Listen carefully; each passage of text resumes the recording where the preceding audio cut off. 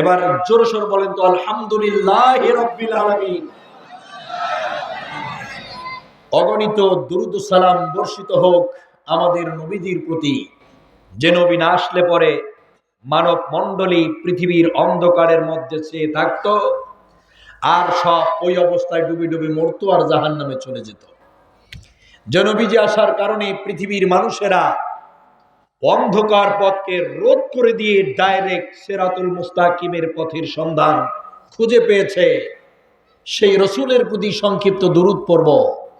আমরা জোরে সোরে বলছি সাল্লাল্লাহু আলাইহি ওয়াসাল্লাম। সম্মানিত ভাইরা, এদিকে আপনারা ফলো করেন, এদিকে তাকান, আমার দিকে তাকান, আর শুনতে হবে মনোযোগ সহকারে। যেহেতু বসছি আপনাদেরকে বোঝানোর জন্য, যতই ছোট বক্তা হই না কেন আপনাদের আজকের প্রধান। কথা বলে না কেন? মানেন কি মানেন না? মানা যায়? যায়। ভালো কথা। তাহলে আমরা একটু আগে একটি আয়াতে কারিমা তেলাওয়াত করেছি, সূরা আল বাকারার 208 নম্বর আয়াত। এই আয়াতে কারিমা থেকে আমরা চেষ্টা করব 1 ঘন্টা 1.5 ঘন্টা, পরিবেশ পরিস্থিতি ভালো থাকলে 2 ঘন্টা, আরো ভালো থাকলে 3 ঘন্টা থাকতে পারবেন। কারা কারা পারবেন দেখি তো লিল্লাহি তাকবীর। আল্লাহ কবুল করো। সম্ভবত এই অঞ্চলে আমার আশা মনে হয় নাই, এজন্য আমার সম্পর্কে অনেকেরই জানা নাই। ঠিক আছে, হয়তোবা আমার সম্পর্কে আপনাদের জানা নাই। মনে রাখবেন যে মরিচটা একটু ছোট হয় ওটা ঝাল বেশি, ওটা বিন্দু। কথা বলে না কেন? আর যেটা বড় হয় ওটা হাইব্রিড, ওটা বেগুনের মতো লাগে, বেশি ঝাল নাই। বুঝাইতে পারছি? অতএব কান চোখ মুখ খোলা রাখবেন আর কথার জবাব দেওয়ার চেষ্টা সর্বাত্মক চালাবেন। বক্তাকে শ্রোতা প্রশ্ন করবে আর শ্রোতা বক্তার প্রশ্ন করবে। এভাবে কথোপকথন চলবে যতক্ষণ, আলোচনা চলবে ঠিক ততক্ষণ। আবার কথা হয় না? আঙুল দেখা মাত্রই রিয়াকশন বেরিয়ে আসবে। এদের তো পেটে ঘুষি মারলে তো কি আওয়াজ বাড়ায় না।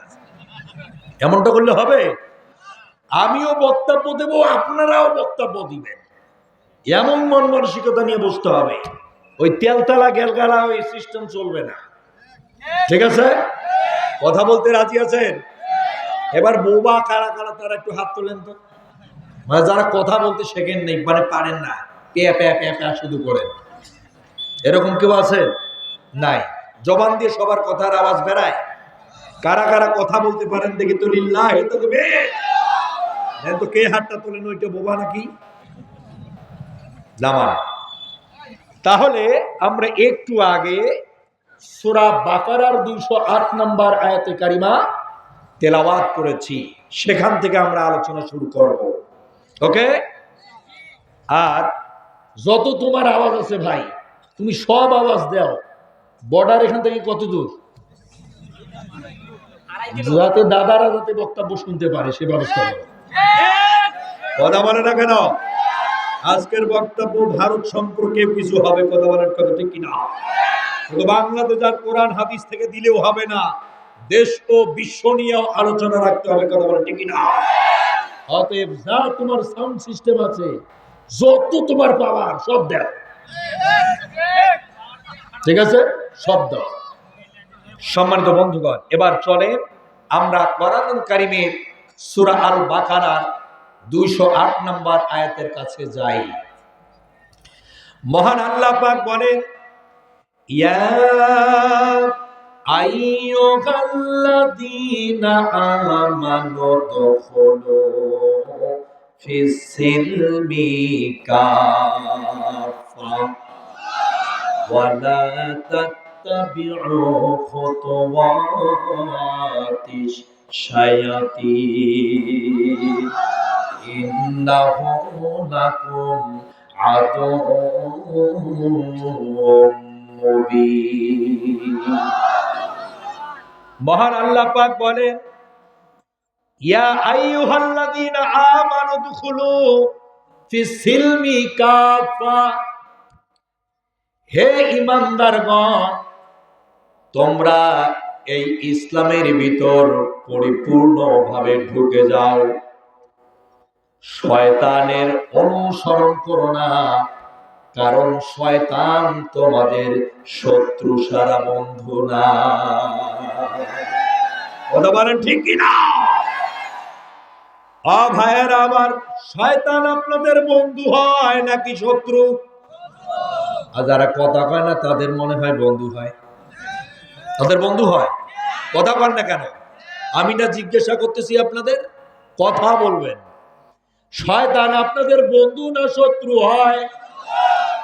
এটাকে আমি জিজ্ঞাসা করলাম, কে জিজ্ঞাসা করেছে? আল্লাহ বলেন, ইয়া আইয়ুহাল্লাযীনা আমানু দুখুলু ফিস সিলমি কাফা। হে ঈমানদারগণ, তোমরা এই ইসলামের ভিতর পুরাপুরি ঢুকে যাও। শয়তানের অনুসরণ করো না, কারণ শয়তান তোমাদের প্রকাশ্য শত্রু ছাড়া বন্ধু না। কলিজার টুকরা ভাইয়েরা, জিজ্ঞাসা করছি আপনাদেরকে আমি, এই যে শয়তান, এগুলো আমাদের বন্ধু হয় না শত্রু হয়? কেমন শত্রু? কথা কয় না কেন? কেমন শত্রু? প্রকাশ্য এবং গোপন দুই ধরনের শত্রু, ঠিক কিনা? আল্লাহ বলেন, তোমরা শয়তানের অনুসরণ করো না, কারণ এটা তোমাদের শত্রু। আমি আপনাদের এক্সাম্পল দিতেছি। সামান্য ছোট্ট একটা মশার ভয় আপনার কোন জায়গায় লুকান? এখন বোবা লাগছে, কোন জায়গায়? কোন জায়গায়? তা পুরাটাই লুকান নাকি অর্ধেকটা ঢোকেন? কথা কয় না কেন? পুরাটাই ঢোকেন। আপনি যখন খাইতে যান টেবিলে, আপনি খাবারের সময় পরিপূর্ণভাবে এই গোডাউনটার ভিতর ঢোকান নাকি অর্ধেক খেয়ে বের হন? কথা কয় না। আপনি যখন ওয়াশরুমে, বাথরুম, টয়লেটে যান, তখন আপনি অর্ধেক করে বের হন নাকি কোতাকুতি করে সবটাই করে বের হন? আপনি খাবারের সময় তো লাঠি দিয়ে ঢিকি ঢিকি এই গোডাউনটা বোঝাই করেন, অর্ধেক তো ঢুকান না। যত মন চায় তত ঢুকান। আপনি টয়লেট, বাথরুমে গেলে সেখানেও কোতাকুতি করে যা আছে সব বের করে দেন, পোড়াপড়ি করে বের হয়ে আসে। মশার ভয়ে মশারির ভেতর ঢোকার সময় আপনি অর্ধেক ঢোকেন না, বরং পরিপূর্ণ পুরাটাই ঢুকে যান। সব জায়গায় পরিপূর্ণ ঢোকে, শুধু ইসলামের বেলা পরিপূর্ণ মানেন না। আপনারা কি ইসলামটাকে পরিপূর্ণ মানেন? কথা কয় না কেন? মানেন? কারা কারা মানেন দেখে তো লিল্লাহে তাকবীর। আল্লাহ কবুল করুক। আল্লাহ বলেন, ইসলামকে তোমরা পরিপূর্ণভাবে ঢুকে যাও আর শয়তানের অনুসরণ করো না। ইসলাম পরিপূর্ণ কাকে বলে আপনি জানেন? যেই ইসলামে, যেই কোরআনের ভিতর নামাজের কথা এসেছে, সেই কোরআনে রোজারও কথা আছে, ওই কোরআনে যাকাতের কথা আছে যেমন, সেই কোরআনে হজেরও কথা আছে তেমন। ওই কোরআনে সমাজ জীবন, ব্যক্তি জীবন, রাষ্ট্র জীবন কিভাবে চালাতে হবে এইটা বুঝি নাই। কথা কয় না কেন? কথা বল না কেন? সমস্যা আপনাদের নাকি 16-17 বছরের মতো হাসিনার যুগ এইটা, যে পুলিশ আছে এখানে লাঠি নিয়ে দাঁড়িয়ে আছে, কথা কইলে ধরি পিটাইবে? তো কথা বলছেন না কেন? কথা বলতে হবে না? কোরআনের কথার পরিপ্রেক্ষিতে যারা জবাব দেয় না, ওরা হচ্ছে বোবা শয়তান। এখন কারা কারা বোবা শয়তান একটু হাত তোলেন তো দেখি। না, সেটা চলবে না। আপনারা শয়তান নন তো, আপনারা হচ্ছেন ইমানদার মুসলমান। কথা বলার কথা ঠিক কিনা? ইমানদার কি বোবা হ্যাঁ বসে থাকে? মুনাফিকের একটা চরিত্র আছে, সেটা চরিত্র হলো এই, পরে ভালো কথা বললো হ্যাঁ, না কইলো কইবে হ্যাঁ, মাথা নড়াইবে। হা কইলো হ্যাঁ, না কইলো হ্যাঁ। এই মাথা নাড়ার অভ্যাস হচ্ছে মুনাফিকের। আর মুমিনের একটা চরিত্র আছে, সেটা হচ্ছে মুখ দিয়ে তারা কথা বলে। 1 মিনিট যদি তারা বেঁচে থাকে, মুখ দিয়ে তারা প্রতিবাদ ও প্রতিকার করতেই থাকে, কথা বলে ঠিক না? এটা হচ্ছে মুমিনের একটা অংশ, এটা একটা চরিত্র, এটা মনে রাখবেন। ঠিক আছে, মনে থাকবে? তাহলে যে বিষয়টা আপনাদেরকে জিজ্ঞাসা করলাম আমি একটু আগে, আল্লাহ বলছেন তোমাদেরকে পরিপূর্ণ ইসলামের ভিতরে ঢুকতে হবে। আমরা কি বর্তমান পরিপূর্ণ ইসলামের ভিতরে আছি? কেন নাই? কেন থাকলেন না আপনি? আপনি কেন ঢুকলেন না? এটার জবাবদিহি আপনাকেই করা লাগবে। কার কাছে? কথা বলেন না কেন, কার কাছে? আল্লাহ পাক বলেন, ইসলামের ভেতর তোমরা পরিপূর্ণভাবে ঢুকে যাও। ইসলামের ভিতর পরিপূর্ণভাবে ঢুকে যাওয়া মানে এই, যেমন আপনি নামাজ, রোজা, হজ, যাকাত, তাসবিহ, তাহলিল এই কোরআনের বক্তব্য অনুযায়ী করেন, তেমনি সেই কোরআনে ব্যক্তি, সমাজ, রাষ্ট্র তথা ইন্টারন্যাশনাল জীবনটা আপনার কেমনে চলবে এটাও কোরআনে বলা আছে। বর্তমান কি আপনি এই ইসলামটাকে পরিপূর্ণভাবে মেনে চলেছেন? না, মানছেন না। আপনি নামাজ, রোজা, হজ, যাকাতের কথা কোরআন থেকে নিলেন, আল্লাহর কাছ থেকে নিলেন, আর ব্যক্তি জীবন, সমাজ জীবন, রাষ্ট্র জীবন তথা ইন্টারন্যাশনাল জীবনটা কিভাবে চালাবেন এই কথাগুলো নিতেছেন লেনিন, কার্ল মার্কস, মাও সেতুং, এই পৃথিবীর যত ইহুদি আর খ্রিস্টান আছে, যারা অনইসলামিক মানুষ আছে, অমুসলিম যারা আছে, ওদের কাছ থেকে সেই বুদ্ধি দ্বারা আপনি আপনার জীবনটাকে চালাচ্ছেন। এই নামাজ, রোজা, হজ, যাকাত ধুইয়া আপনি পানি খান, এটা দিয়া কোনো ফায়দা হবে না, বরং আপনাকে জাহান্নামে যেতেই হবে। আল্লাহ বলে পরিপূর্ণভাবে ঢোকো, আর আপনি 3 কোয়ার্টার বানাইছেন ইসলামকে। হ্যাঁ, কথা বলে না কেন? আপনি হাফ প্যান্ট বানাইছেন।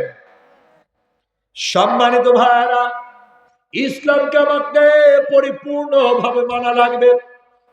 এই দুনিয়ায় পৃথিবীর প্রথম অধ্যায় থেকে আজ পর্যন্ত যত নবী আর রাসূলকে আমার আল্লাহ পাঠিয়েছেন, সব নবী রাসূলদেরকে একটি কথা বলা আছে, সেটা হলো এই, ইয়া কওমি ইবুদুল্লাহা মা লাকুম মিন ইলাহিন গায়রু।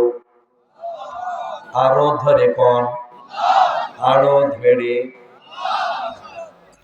আমার দেশে সবগুলো হাসি উল্টা। যদি এদের বারবার জোরে জোরে কবে, ধেড়ে ধেড়ে কবে। এখন যে ধেড়ে ধেড়ে কইতে গেলে এখন বাড়েছে। সম্মানিত ভাইরা, আল্লাহ বলেন পরিপূর্ণভাবে ইসলামকে মানা লাগবে।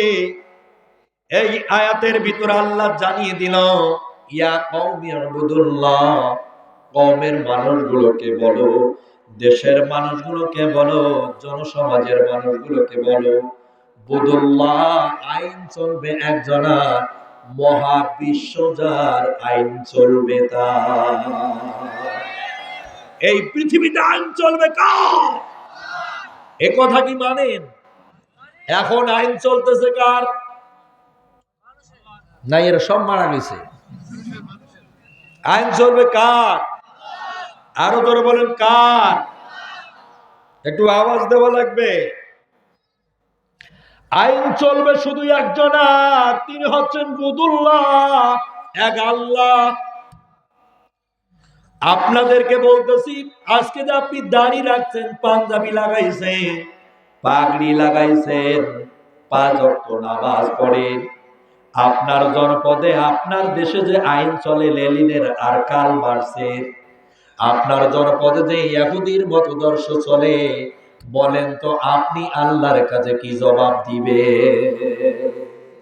কোন জবাব আছে আপনার? এখন ভালো কথা কিন্তু অনেকের ভালো লাগবে না, কয়ে দেন এলে কি ওয়াজ করে।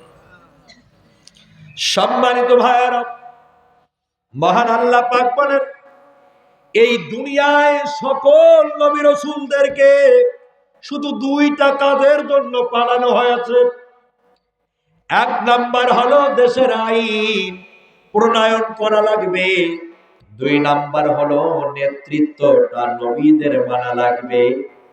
এই দুইটা কারণে আল্লাহ পাক এই জমিনে একটা দুইটা না অসংখ্য নবী আর রাসূলদের পাঠিয়েছে। কথা বলেন ঠিক কিনা? সকল নবীদেরকে একটা কথাই বেশি বলা হয়েছে, ইয়া কওমি ইবুদুল্লাহ মা লাকুম মিন ইলাহিন গায়র। সমাজের মানুষগুলোকে বলো, জনপদের মানুষগুলোকে বলো, বুদুল্লাহ আইন মানতে হবে আল্লাহ, আর নেতৃত্ব মানতে হবে আমি মুহাম্মদের। শুধু এই কথাটা মক্কার মানুষগুলোকে বোঝাও।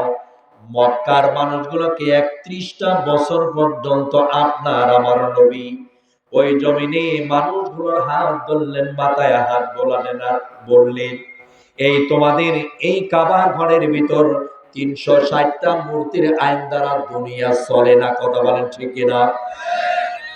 এরা তোমাদের আইনদাতা নয়, এরা তোমাদের হুকুমদাতা নয়, এরা তোমাদের পারমিশন দাতা নয়।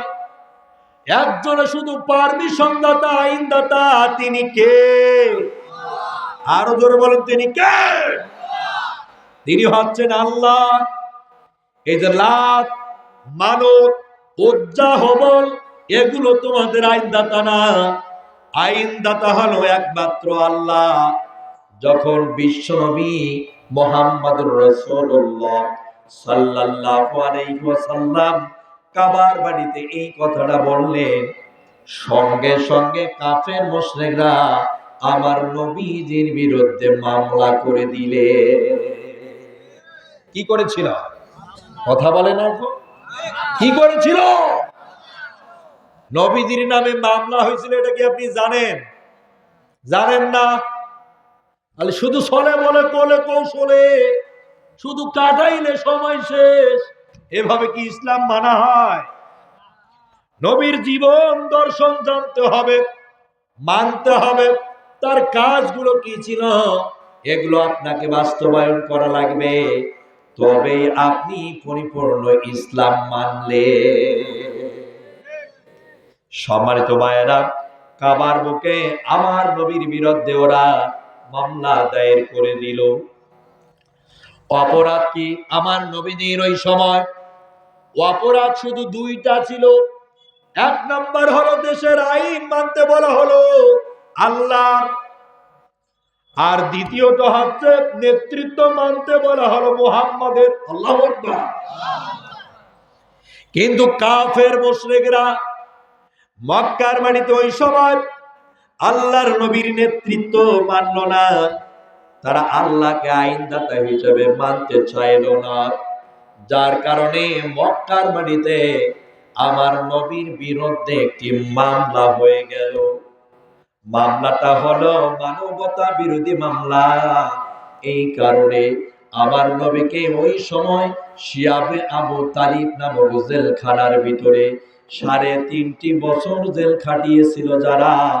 16-17টা বছর এই বাংলাদেশে বিনা কারণে আলেমদেরকে জেল খাটিয়েছে ঠিক তারা।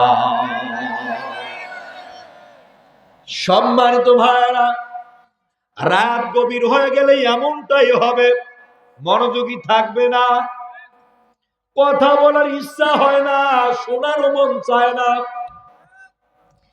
শুধু মাথায় শুধু গরম হয়ে যায়। সম্মানিত ভাইয়েরা, এই দুনিয়ায় দুইটা জিনিস পরিবর্তনের জন্য আল্লাহ পাক বারবার একটা কথা বারবার বলে দিয়েছে। সমাজ বিনির্মাণে ইসলামের ভূমিকা হলো এই, যদি বলা হয় এই দুনিয়ায় আইন চলবে আল্লাহ আর নেতৃত্ব চলবে মুহাম্মদের, চলে বলে কোনে কৌশলে আপনি চলে গেছেন শ্বশুর বাড়ি। কথা কি আমার বোঝেন? আপনি কোথায় তো যাবেন আপনি নিজেও জানবেন না। আমার প্রিয় ভাইরা, এই হচ্ছে সেই দিন, যেই দিনের কথা আল্লাহ বলেন তোমরা পরিপূর্ণভাবে ঢুকে যাও। সমাজ জীবনে ইসলাম, রাষ্ট্র জীবনে ইসলাম, সকল অবস্থায় ইসলামের আইন মানতে হবে। শুধু আপনি নামাজ রোজার বেলায় আল্লাহর হুকুম মানবেন, ব্যক্তি জীবনের আইন প্রণয়নের বেলা আল্লাহর কথাটা মানবেন না, এটা কখনোই হতে পারে না। এমন জীবন তুমি গঠন করিলা, বলিলেও লোকে বলে আলহামদুলিল্লাহ, ক্ষমতার বাহাদুরি আজ আছে কাল্লায়, নব্য নমরুদ হাসিনাটার পতন হইছে ভাই, নব্য নমরুদ হাসিনাটার পতন হইছে ভাই। সারাটা জীবন এই 16-17টা বছর বাংলাদেশে তার একটাই কাজ ছিল, সেটা হচ্ছে কিভাবে ইসলামকে, আলেমকে ধ্বংস করা যায়। এছাড়া তার আর কোনো কাজ ছিল না। ছিল? কথা বলেন না কেন? ছিল। ওর টার্গেট হচ্ছে জামাত শিবির এবং ইসলামকে ভালোবাসে তাকে, কে নামাজি তারই টার্গেট, আর কোনো টার্গেট নাই। আপনি যদি কিয়ামত পর্যন্ত নামাজ পড়েন, কেউ আপনাকে বাধা নিষেধ করবে না। আপনি যাকাত দেন আর না দেন, কেউ আপনার বিরুদ্ধে যাবে না। আপনি যে রোজা রাখেন আর না রাখেন, কেউ বিরোধিতা করবে না।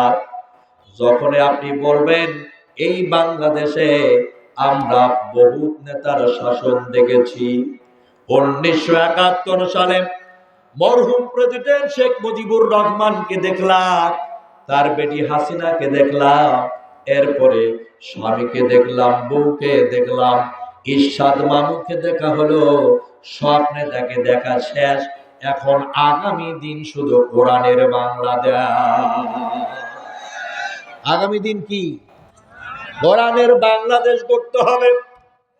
এছাড়া শান্তি আসবে না, মুক্তি আসবে না, এছাড়া নিরাপত্তা হবে না। যত এদেশে আইন তৈরি করা হোক, যত নিয়ম তৈরি করা হোক, শান্তি এই দেশের মানুষ পাবে না। সব মানুষ নিজের অধিকার খুঁজে হয়রান হয়ে যাবে। কারণ আল্লাহর রাসূল বলেছেন এই দুনিয়ায় সর্বশ্রেষ্ঠ যুগ হলো আমার যুগ, খায়রুল কারনি। নবীজি বলেছেন সবচেয়ে উত্তম যুগটাই হলো আমার যুগ, কারণ আমার যুগে কোরআন দিয়ে শাসন ব্যবস্থা ছিল, এজন্য আমারটা হচ্ছে শান্তিপূর্ণ যুগ। আর দুনিয়ায় যত মতবাদ, যত আইন তৈরি করা হবে, সবগুলোই হচ্ছে দুর্বল যুগ। সবগুলো কি? দুর্বল। আপনি চিন্তা করে দেখেন তো, এই যে সামনে ভোট আসতেছে, নেতা হালি ধরা বের হবে ময়দানে, সবাই বলবে খালি ভোটটা খালি মনে দেন, আর মুই যদি হেইয়া হইতে পারি তোমাদের পকর থাকি লেফটিন শ্রদ্ধা ফাঁকা করে দিব। ঠিক না বেটি? ভোট দেওয়া শেষ, বাটি সানা দিয়াও কোথাও খুঁজে পাওয়া যায় না। আমার প্রিয় ভাইরা, ওরা বলবে শান্তি প্রতিষ্ঠিত হবে। আল্লাহ বলে মানুষের তৈরি করা মতদর্শে শান্তি আসবে না। শান্তি আসবে কেবলমাত্র আমার বিধানে। কার বিধানে? আল্লাহর বিধানে। মানুষ বলে আমাদের আদর্শের মধ্যে শান্তি পাবা, আল্লাহ বলেন না, মানুষের কথায় কোনো শান্তি আসবে না। শান্তি ও নিরাপত্তার একমাত্র মালিক থাকে। কে মালিক? আল্লাহ। আমার প্রিয় ভাইয়েরা, শান্তি যদি পেতেই হয়, বিশ্ব নবীর সমাজ ব্যবস্থা চালু করা লাগবে। আল্লাহ পাক বলেন ইয়াউমা নাদউ কুল্লা উনাসিন বিইমামিহিম ফামান উতিয়া কিতাবাহু বিয়ামিনি ফাউলাই উলাইকা ইয়াকরাউনা কিতাবাহুম ওয়ালা ইউযলামুনা ফাতিলা। আল্লাহ পাক বলেন সূরা বনী ইসরাঈলের ভিতরে আমি প্রত্যেকটি দল এবং দলের নেতাগুলোকে ধরব, আল্লাহু আকবার, আর জিজ্ঞাসা করব দুনিয়ার মানুষগুলোকে তোমরা কিসের জন্য ডাক দিয়েছিলে বলো, কেন ডাক দিয়েছিলে বলো, কোন পথে ডাক দিয়েছিলে বলো। দুনিয়ার নেতা নেত্রীরা সেদিন অসহায় হয়ে যাবে রে। ওই দিন মহান আল্লাহর সামনে দাঁড়ায়া বলবে, আল্লাহ আমরা আমাদের নীতি মানা প্রতিষ্ঠার জন্য আমরা ডাক দিয়েছিলাম, আমাদের আদর্শ প্রতিষ্ঠার জন্য ডাক দিয়েছিলাম। কেউ বলবে বাপের আদর্শ প্রতিষ্ঠার জন্য চেষ্টা করেছি, কেউ বলবে স্বামীর আদর্শ প্রতিষ্ঠার জন্য চেষ্টা করেছি, আবার কেউ বলবে কোরআনের হক প্রতিষ্ঠা করার চেষ্টা করেছি। কারা ধরা খাবে, কারা বেঁচে যাবে জানে আল্লাহ বলেন, নাদউ কুল্লা উনাসিম বিইমামিহিম, ইমামদেরকে ধরা হবে। ইমাম মানে কি? ইমাম মানে কি? ইমাম মানে নেতা। এই যে মুরব্বিগুলা যে উঠে আর পালায়, এরা কি আসলে কোরআন বোঝে? বোঝে? বোঝে না। আর ওদের গালি দিয়ে বা লাভ কি? ওদেরকে এভাবে কটূক্তি করার কোনো মানেও হয় না, কারণ রাত এখন বাজে কয়টা?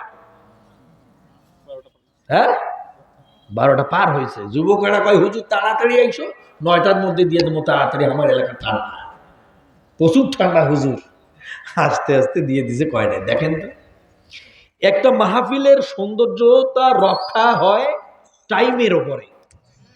টাইম যদি মেনটেন করতে না পারে ওই মাহফিলটা নষ্ট হয়ে যায়। কত মাহফিল এরকম ভাবে নষ্ট হয়ে গেছে জানেন। এই যে এখন আমি শুরু করবো কি, কমু কি, কোথায় যাবো, কত টাইম নিব, কত টাইমের মধ্যে এই আলোচনাটা হতে পারে, এই আইডিয়া মানে একটাও খাটবে না। এখন সব এখন আমার 17টা চ্যানেল ধরবে মাথায়। কয়টা চ্যানেল? 17-18টা চ্যানেল ধরবে মাথায়।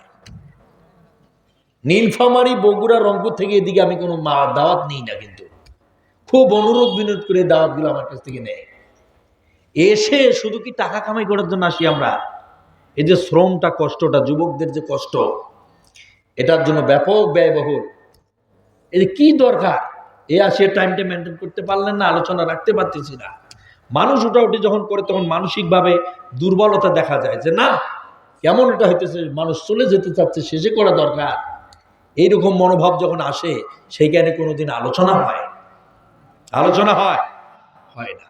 কি বলবো আর আমি আপনাদের, আমার কোনো ভাষা আমি খুঁজে পাচ্ছি না। সম্মানিত বন্ধুগণ, বারবার বললাম যে 9টা 10টায় দিয়ে দেন, 10:30টায় দিতে চাইলে তারপরে এই অবস্থা করে দিল। কি করি আমি? আমার কোনো মানে বলার কোনো ভাষা নেই। এই পরিস্থিতিতে আলোচনা করা যায় বলেন তো?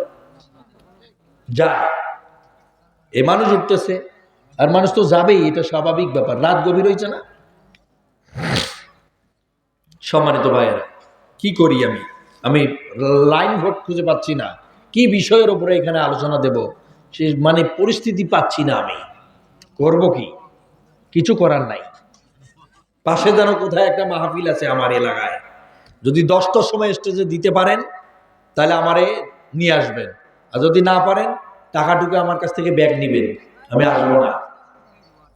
ঠিক আছে? আসতে চাই না, টাকার আমার দরকার নাই। দক্ষিণ অঞ্চলে এমনি হাড়ি বেড়াইলে পকেট বোঝাই হয়ে যায়, আমার টাকার দরকার নেই। ঠিক আছে সম্মানিত বন্ধুগণ, এটা মাথায় রাখবেন। তো আজকের বিষয়টা যেটা নিয়ে আমি কথা বলতে চাচ্ছিলাম, ম্যাক্সিমাম 2 থেকে 3 ঘন্টা লাগে। আজকের আলোচনার বিষয় হচ্ছে পৃথিবীর মানুষের আইনদাতা আসলে কে? আল্লাহ। এবং নেতৃত্ব কে দিবে? মুহাম্মদ সাল্লাল্লাহু আলাইহি সাল্লাম। নেতা আমাদের কে? কথা কয় না, আমাদের নেতা কে? মুহাম্মদ সাল্লাল্লাহু আলাইহি সাল্লাম। আর হুকুম চলবে কার? আল্লাহ। এইটা আমি বুঝাইতে চাই। এই 2টা কথা বুঝাইতে গেলে আমার কত টাইম লাগবে আপনি জানেন? তাফসীর এত সোজা জিনিস নয়। হাগাম একটা গল্প করে দিয়ে যাবো, হয়ে গেলে এর নাম তাফসীর না। মানুষকে কোরআনকে তেলাওয়াত দিতে হয়, শব্দ অর্থ করে দিতে হয়, প্রেক্ষাপট বলতে হয়, গ্রামার বলা লাগে, শানি নজুল বলতে হয়, এই আয়াত নাজিল হওয়ার প্রেক্ষাপট কি সেটা বলতে হয়, ওই সময় আর এই সময় দুটাকে মিল করিয়া মানুষকে বুঝাইতে হয়, তবে মানুষের মাথার মধ্যে ঢোকে। এর নাম হচ্ছে তাফসীর। তো সেটাই যদি আমি করতে না পারি করব কি এখন বলেন তো? সম্মানিত ভাইয়েরা, আল্লাহ বলেন আইন চলবে আমার। দুনিয়ার মানুষ বলে আইন চলবে মানুষের, শান্তি আসবে? কখনোই আসবে না। মহান আল্লাহ পাক বলেন ইমানদাররা যদি এই দুনিয়ার মসনদ গুলোতে চলে যায়, ইমানদারেরা 4টা কাজ করবে। কয়টা? কথা বলে না কয়টা? আল্লাযীনা ইম্মাক্কান্নাহুম ফিল আরদি আকামুস সালাত ওয়া আতাউজ যাকাত ওয়া আমারু বিল মা'রুফ ওয়া নাহাউ আনিল মুনকার ওয়ালিল্লাহি আকিবাতুল উমুর। একটু জোরে বলেন তো আল্লাহু আকবার। মহান আল্লাহ পাক বলেন দুনিয়ায় যদি ঈমানদাররা চলে আসে, চেয়ারগুলো যদি পেয়ে যায়, মুত্তাকি মুমিনরা যদি ক্ষমতার আসনগুলো পেয়ে যায়, তাহলে এই মুমিনগুলো 4টা কাজ করবে। নাম্বার 1 হলো ওরা দুনিয়ায় ছেড়ে বসা মাত্রই তারা নামাজের বিলটা চালু করে দিবে। কি করবে? নামাজের বিল চালু করে দিবে। 2 নাম্বার ওয়াতুজ যাকাত, তারা যাকাত ভিত্তিক অর্থনীতি চালু করে দিবে। কথা বলেন ঠিক কি না? তো বাংলাদেশে কি নামাজের আইন আছে? এই দেশ স্বাধীন হয়েছে 1971 থেকে 24 পর্যন্ত, 2 বার আপনারা স্বাধীন করলেন, নামাজের আইন কি চালু করে পাইছেন? কি ঘোড়ার ঘাস কাটিলেন, কি করলেন এতদিন? আল্লাহ বলেন মুমিনরা যদি দুনিয়ার মসনদে বসে যায়, এরা নামাজের আইনটা আগে চালু করে দিবে। 2 নাম্বার হলো তারা যাকাত ভিত্তিক অর্থনীতিটা চালু করে দিবে। আপনি নামাজের আইনটাও আনলে পারলেন না, যাকাত ভিত্তিক অর্থনীতি দেশের ব্যাংকেও চালু করতে পারলেন না, ওয়া আমারু বিল মারুফ, ভালো কাজের আদেশও দিতে পারেন না, আর ওয়া নাহাউ আনিল মুনকার, এবং খারাপ কাজেও আপনি বাধা দিতে পারেন না। করলেনটা কি তাহলে? যে রাস্তা দিয়ে এই মাহফিলে আসলাম, পাশে একটা মাজার আমি দেখে আসলাম, ব্যাপক বড় একটা মেলা বসেছে, আর ওই মেলার মধ্যে ড্যান্স চলতেছে, কুরকুরি ড্যান্স, ভেকড়া ড্যান্স চলছে, ব্যাপক ড্যান্স চলছে। আল্লাহ বলেন মুমিনরা যদি দুনিয়ায় ক্ষমতায় চলে যায়, ইমানদাররা যদি দুনিয়ার মসনদে চলে আসে, তারা নামাজের আইন চালু করবে, যাকাত দেওয়া শুরু করে দিবে, খারাপ কাজে ওরা বাধা দিবে, আর ভালো কাজে তারা উৎসাহিত করবে। দেখেন মাহফিলে উৎসাহিত করা হয় না, বরং মেলায় গিয়ে দেখেন ড্যান্স দেখার জন্য কত মানুষের ভিড়। কথা বলছে না কেন? আমার প্রিয় ভাইরা, ইসলাম যে পরিপূর্ণ জীবন ব্যবস্থা, আল-ইয়াউমা আকমালতু লাকুম দীনাকুম ওয়া আতমামতু আলাইকুম নি'মাতি ওয়া রাদিতু লাকুমুল ইসলাম দীন। ইসলাম তোমাদের জন্য জীবন ব্যবস্থা। কে বলেছে? আল্লাহ নিজে বলছেন ইসলাম একমাত্র তোমাদের জীবন ব্যবস্থা। ইসলামকে যারা ধর্ম মনে করে এটা তার মূর্খতা। ইসলাম হচ্ছে জীবন ব্যবস্থা, আপনার জন্ম থেকে মৃত্যু পর্যন্ত, এরপরে কবর জগৎ পর্যন্ত, আখিরাতের মাঠ পর্যন্ত আপনার কি হবে না হবে, কেমন করে চলবেন না চলবেন, সবকিছুর নিয়ম কানুন কোরআনে আছে না নাই? আছে না নাই? সব আছে এখানে, কিন্তু এই কোরআন আজ অচল হয়ে গেছে। এই কোরআনের আইন এখন আর চলে না। এই কোরআনের বিরুদ্ধে বিল পাস হয়। এই কোরআনের মতদর্শের উপরে ব্যক্তিগত মতদর্শকে প্রাধান্য দেওয়া হয়। আপনি মরবেন, মরার পরে আল্লাহর কাছে কি জবাব দিবেন চিন্তা করে মরে। ওরে মানুষ হইছ বেখুর দুনিয়ার পিছে, কি জবাব দিবি রে তুই আল্লাহর কাছে? হায় কি জবাব দিবি রে তুই আল্লাহর কাছে? তোমার জবাব তুমি দিবা কি কর্ম কহিরা গেলা? তোমার জবাব তুমি দিবা কি কর্ম কহিরা গেলা? তিল পরিমাণ সারবে না তা কোরআনের বর্ণনা, ঠিক না? ওরে মানুষ হইছ বেহুশ দুনিয়ার পিছে, কি জবাব দিবি রে তুই আল্লাহর কাছে? হায় কি জবাব দিবি রে তুই আল্লাহর কাছে? রাতে দিনে দৌড়া দৌড়ি বিশ্রামের তো সুযোগটা নাই। নামাজ রোজা দূরের কথা, ওই আল্লাহর নামটা মুখে নাই। রাতে দিনে দৌড়া দৌড়ি বিশ্রামের তো সুযোগটা নাই। নামাজ রোজা দূরের কথা, ওই আল্লাহর নামটা মুখে নাই। মরণকালে টাকা কি কারো সঙ্গেতে গেছে? মরণকালে টাকা কি কারো সঙ্গেতে গেছে? কি জবাব দিবি রে ভাই আল্লাহর কাছে? তুমি কি জবাব দিবি রে তুই আল্লাহর কাছে? কি জবাব দিবেন আপনি?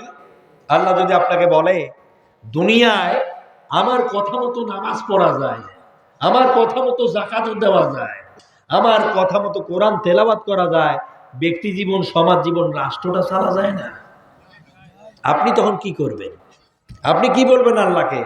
যে আল্লাহ আমরা চেষ্টা করি নাই, নামাজ পড়ছি, রোজা করছি, যা করার করছি, এখন যা দেওয়ার দেন, আমরা খুশি থাকি। কি বলেন? নাকি আল্লাহ ছেড়ে দিবে? আল্লাহ ছেড়ে দিবে? ছাড়বে না।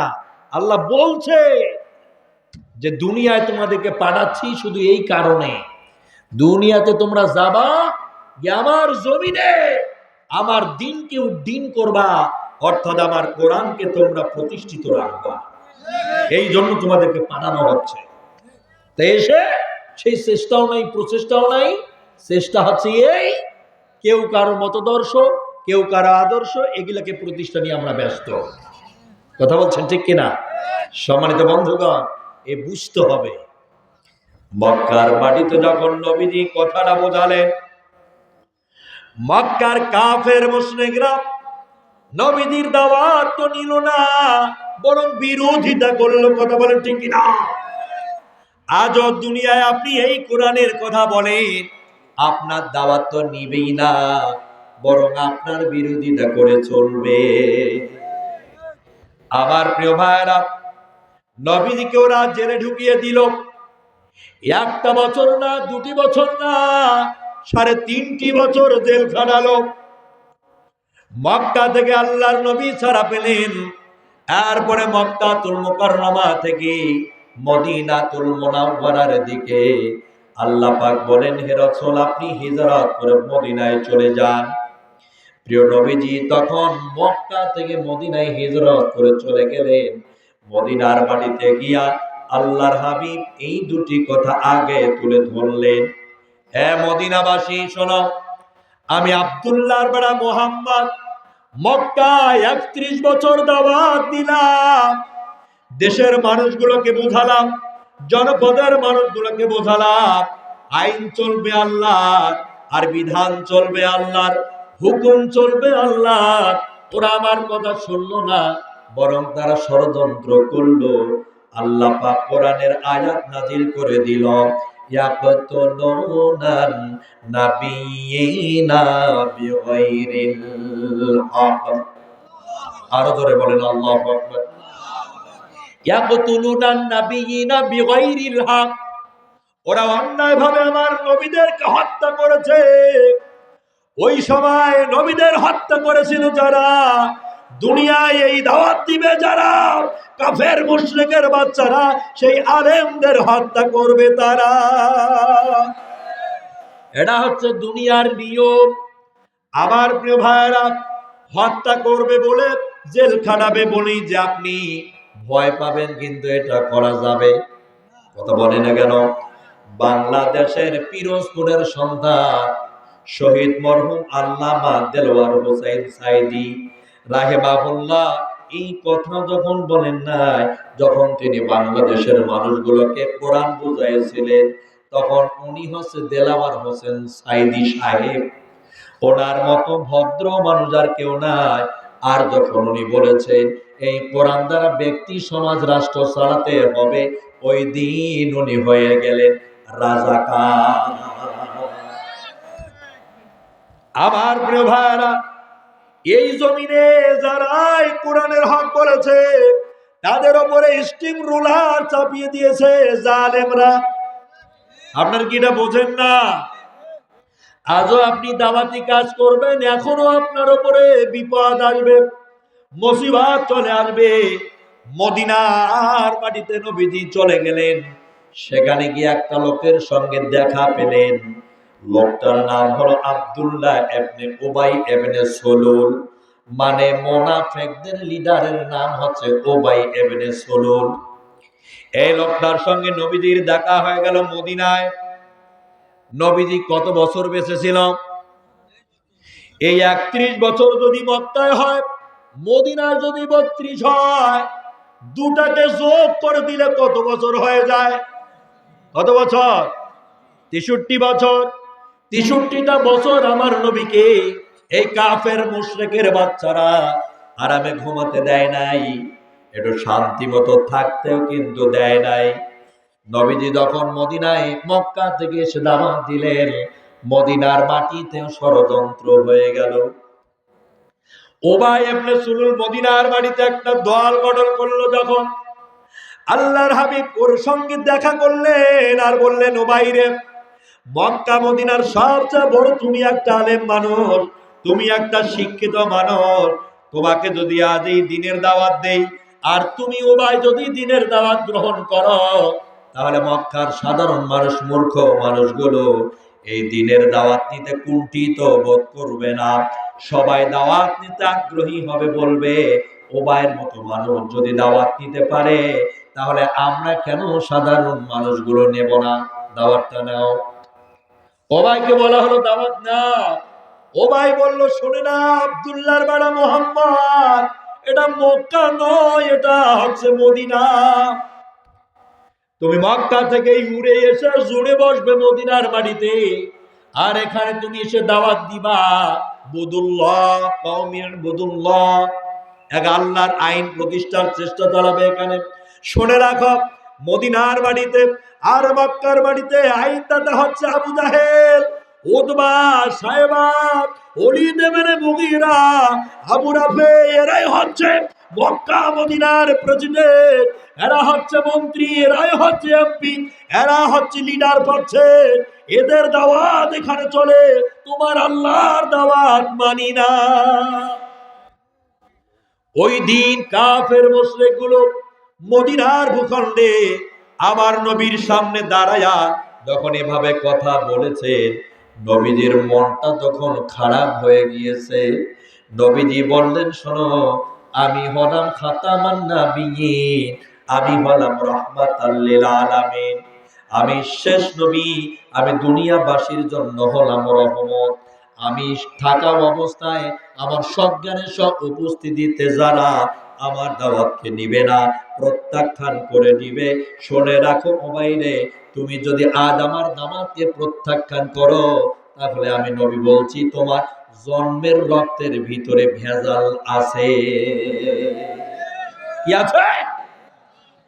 যারা মুসলমান মায়ের পেটের মধ্যে জন্মগ্রহণ করার পর, যার মুসলমান বাপের বীর্য থেকে জন্ম নিয়ে এই পৃথিবীর ভূমি